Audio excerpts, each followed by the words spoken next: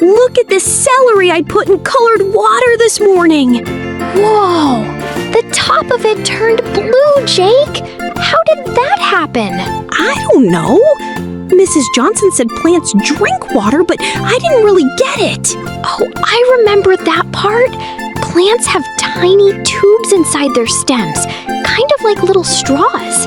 Wait, plants have straws inside them? Not real straws, but they work the same way. The water goes up through them all the way to the leaves. Oh, so the blue water traveled up the little tubes and that's why the top turned blue? Exactly. It's like when you drink juice through a straw and it zooms right up to your mouth. That makes sense. But wait, plants don't have mouths, so how do they even start drinking? They drink through their roots, the part underground that looks like skinny fingers. Whoa, fingers underground? That's wild. Not real fingers, Jake, but they kind of reach into the dirt and soak up water like a sponge. Oh, I get it now. Like when I dip a sponge in the sink and it gets all squishy and full? Yes, and here's the really surprising part. The water doesn't just sit there, it travels all the way up to the very top leaf. Wait, even on a giant tree?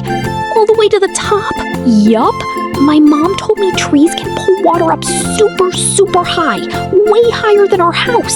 I didn't know that. That's so cool, Emma. I know. Plants are kind of amazing little drinking machines. This is the best plant fact ever. Thanks, Emma. You're welcome, Jake. Let's go check on the celery again at lunch.